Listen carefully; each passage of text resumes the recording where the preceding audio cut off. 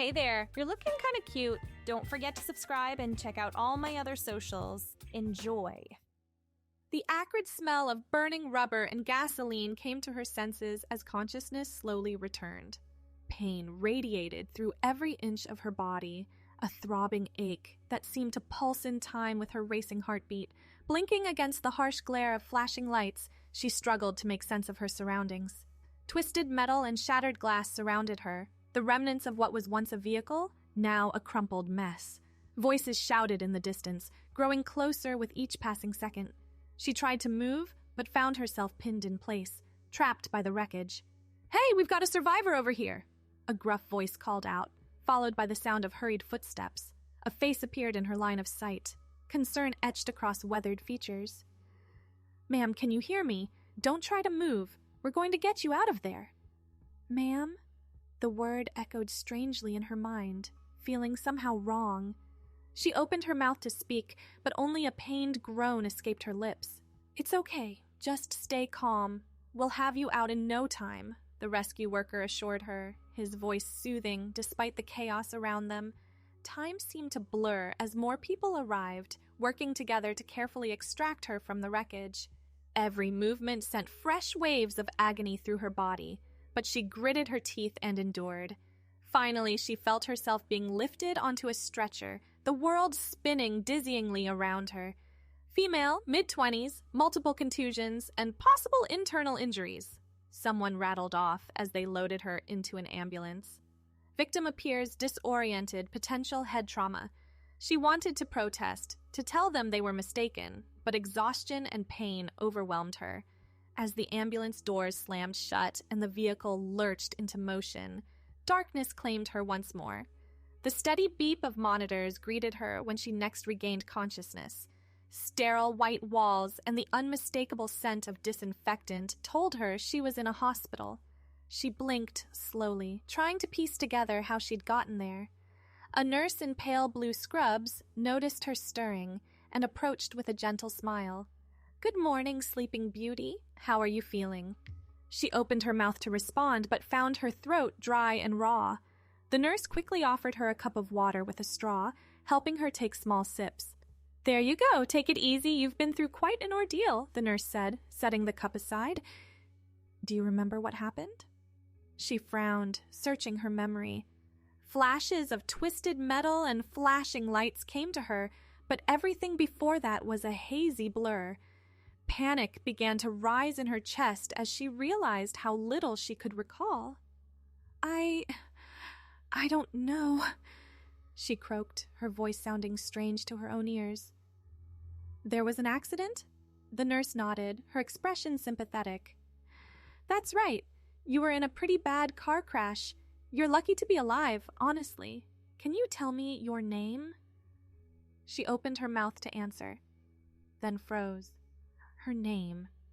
Such a simple question, yet she found herself drawing a complete blank. The panic from before surged back in full force. I can't remember," she whispered, her eyes wide with fear. "I don't know my name. I don't know anything." "Shh, it's okay," the nurse soothed, placing a comforting hand on her arm. "Memory loss isn't uncommon after a traumatic event like this. I'm sure it will come back to you in time. For now, let's focus on getting you better, all right?" She nodded numbly, trying to calm her racing heart. As she shifted in the bed, a strange sensation made her pause. Something felt off about her body. Different. She glanced down at herself, and the world seemed to tilt on its axis. Where she expected to see a flat, masculine chest, there were unmistakably feminine curves beneath the hospital gown. Her hands, when she lifted them, were smaller and more delicate than she remembered. With growing alarm, she realized that her entire body felt wrong, as if she were inhabiting someone else's skin. What's happening to me?" she choked out, her voice rising in pitch. The nurse frowned, concern evident in her eyes. "What do you mean, sweetie? Are you in pain?" "No, This isn't right. This isn't my body." She struggled to sit up, ignoring the protests of her battered form. I shouldn't be." "Easy there," the nurse said firmly, gently but insistently pushing her back against the pillows. You've been through a lot and you're on some pretty strong medications. It's normal to feel a bit disoriented. Why don't you rest for now and we'll talk more when the doctor comes to check on you? She wanted to argue, to demand answers, but exhaustion was already creeping back in. Her eyelids grew heavy, and before she knew it, she had drifted off into a fitful sleep. Dreams plagued her rest, a confusing jumble of images and sensations. She saw herself, or rather, a version of herself she recognized as right, going about daily life, working at an office, laughing with friends at a bar, driving down a dark road. Then everything would shift, and she'd find herself in this new, unfamiliar body, struggling to navigate a world that suddenly treated her differently. When she woke again, sunlight was streaming through the window. A doctor stood at the foot of her bed, reviewing a chart. He looked up as she stirred, offering a reassuring smile. Good morning. How are you feeling today?" he asked, moving to stand beside her. She took a moment to assess herself. The pain from before had dulled to a manageable ache, but the sense of wrongness in her body remained. I'm not sure," she admitted. "Everything feels strange." The doctor nodded sympathetically. "That's to be expected. You've been through quite an ordeal. I'm Dr. Patel, by the way. I've been overseeing your care since you were brought in." "Can you tell me what happened?" she asked, her voice still unfamiliar to her ears. I can't remember anything." Dr. Patel's expression grew serious. "You were involved in a severe car accident 3 days ago.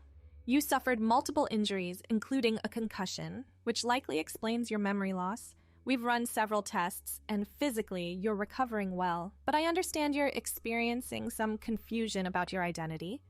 She nodded, grateful that someone was finally addressing the elephant in the room. This isn't my body," she said, gesturing weakly at herself. "I know it sounds crazy, but I'm not supposed to be like this." The doctor listened patiently, his brow furrowed in thought.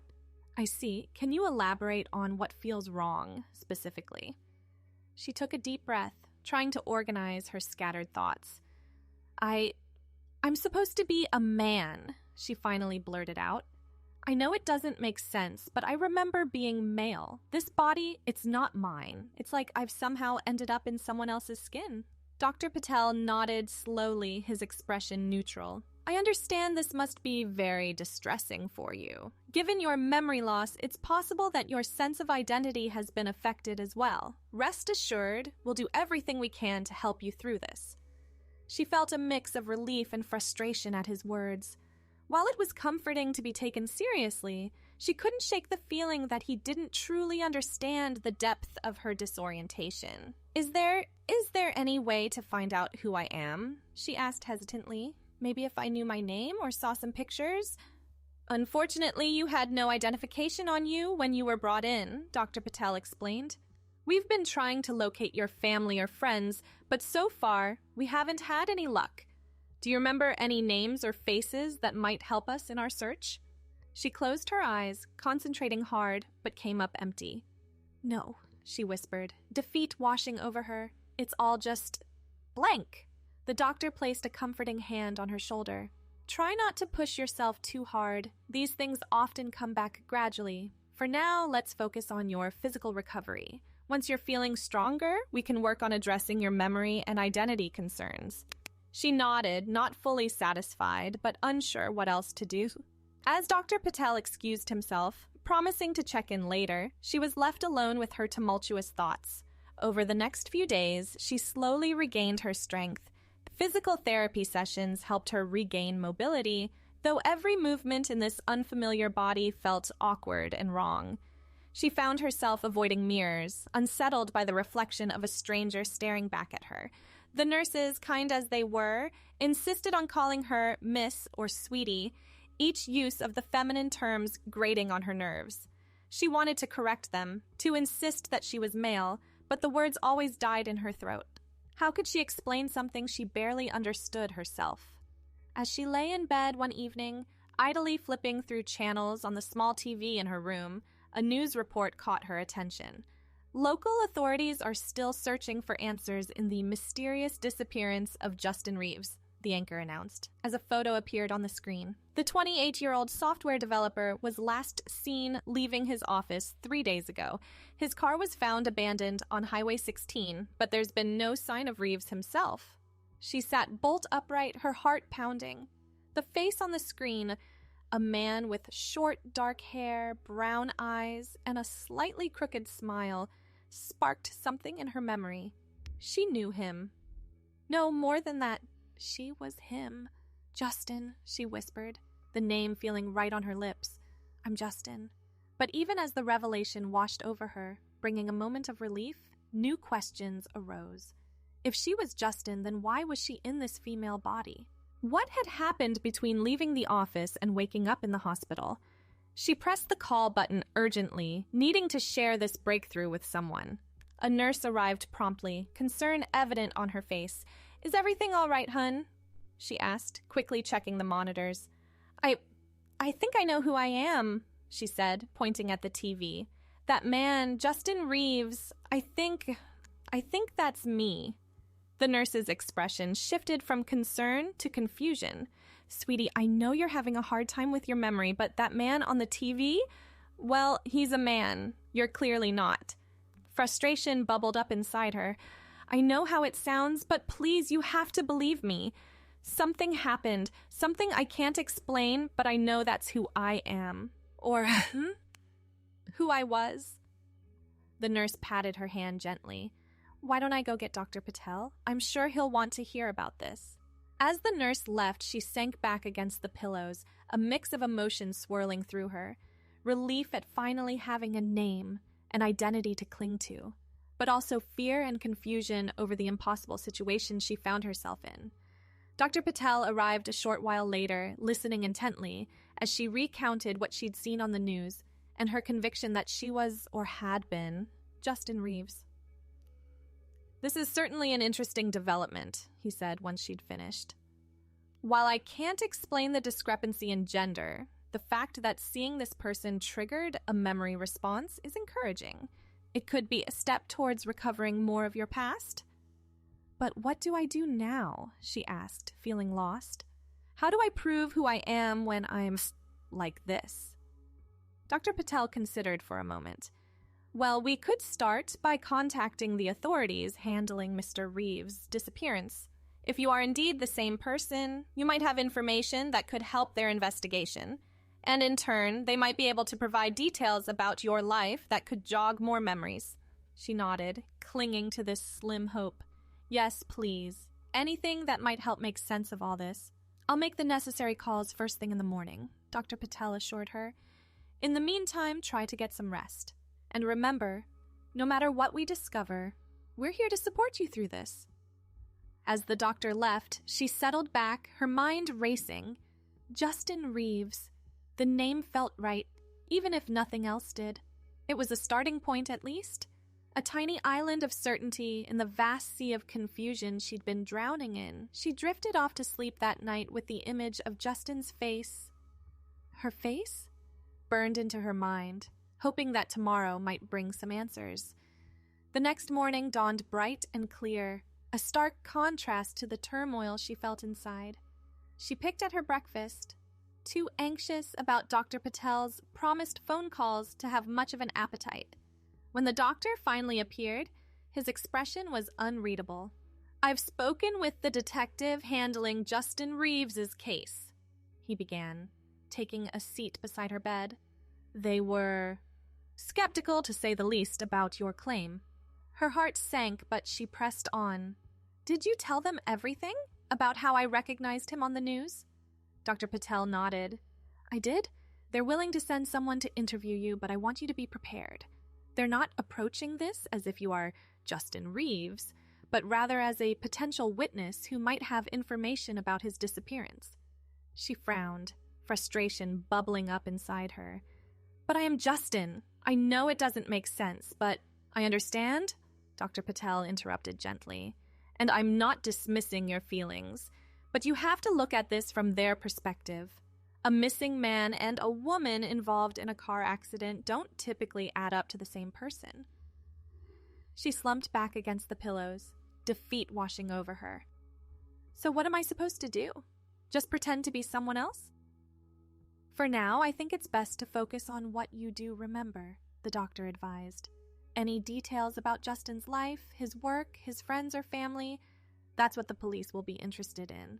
It might help jog more of your memory too. She nodded reluctantly, seeing the logic in his words even if she didn't like it. When will they be here? A detective is coming this afternoon. I'll be present for the interview if you're comfortable with that. Yes, please, she said quickly, grateful for the offer of support.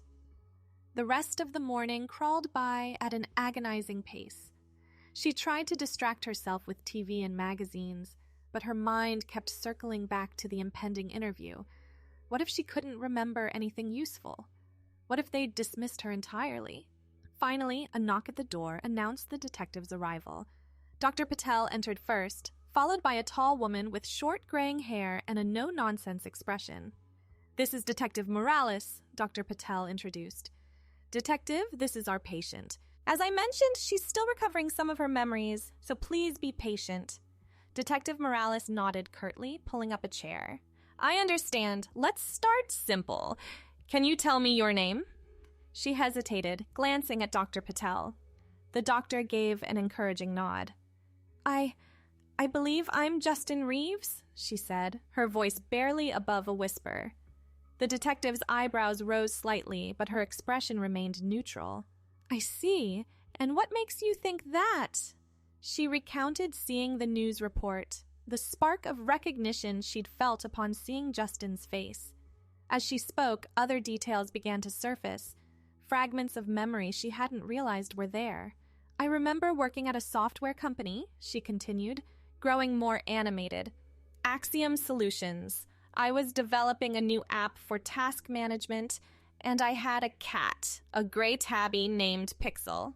Detective Morales scribbled notes as she talked, her pen flying across the page. These are certainly details consistent with what we know about Mr. Reeves, she admitted. But I'm sure you can understand our skepticism, given the physical discrepancies. She nodded, frustration and understanding warring within her. I know it sounds impossible. I don't understand it myself, but I swear, everything I'm telling you is true.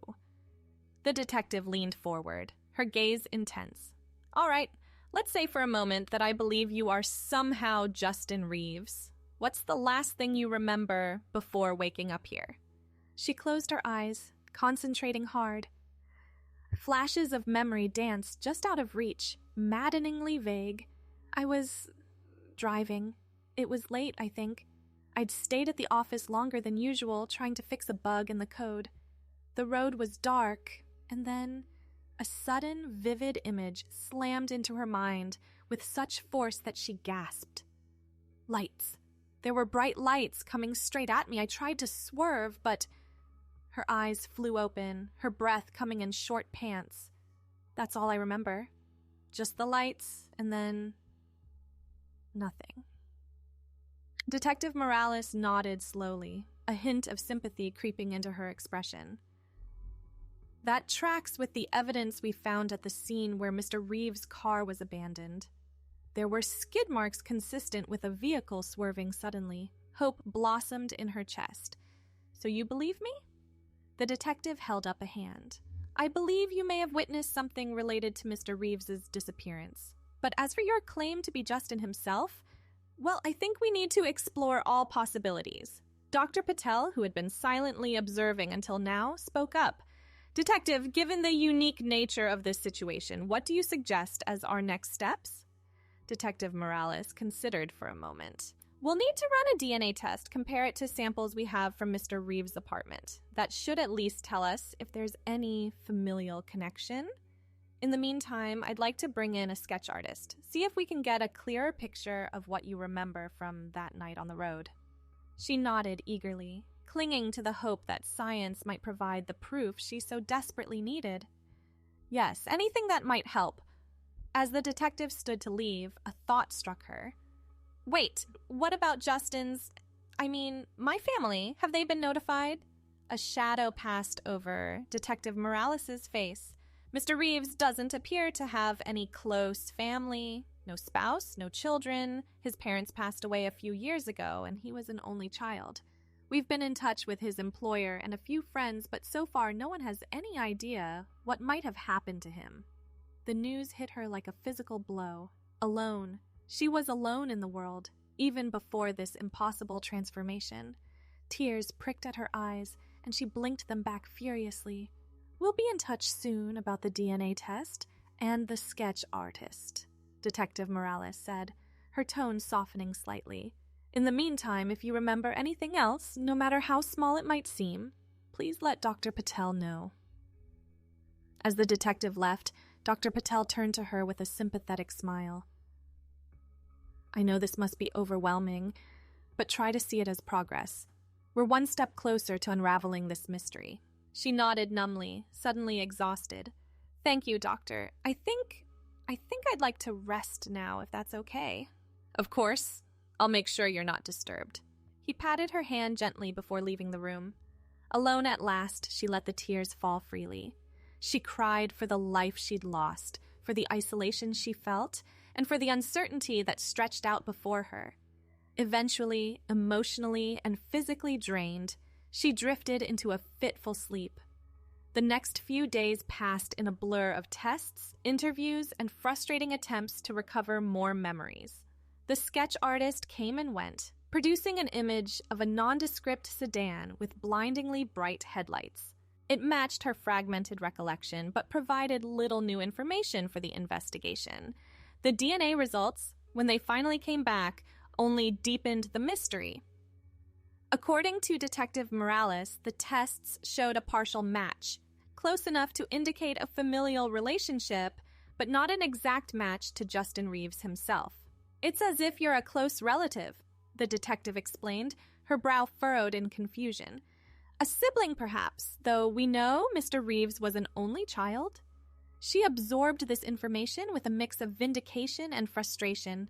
It was proof of a sort that she wasn't entirely delusional, but it still didn't explain the inexplicable change she'd undergone.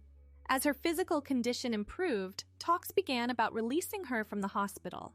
But the question loomed large. Where would she go? She had no home, no identity, no resources to fall back on.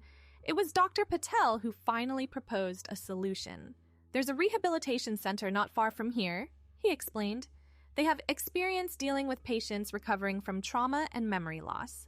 They could provide you with a safe place to stay while we continue to investigate your situation.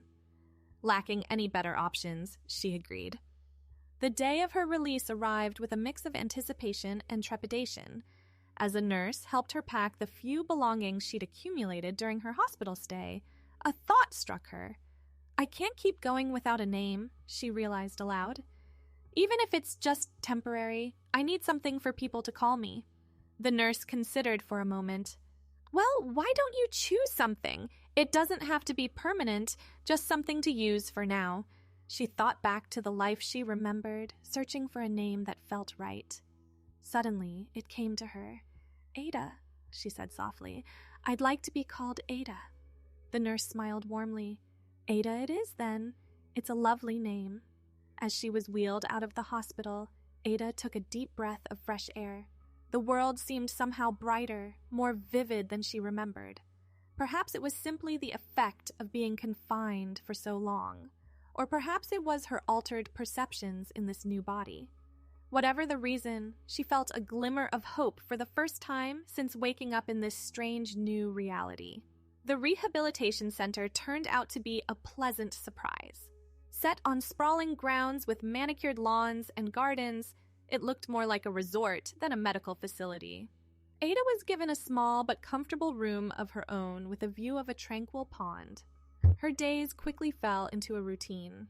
Physical therapy in the mornings to continue strengthening her body, followed by counseling sessions to help her navigate the emotional toll of her situation. In the afternoons, she attended various classes and workshops designed to help patients reintegrate into daily life.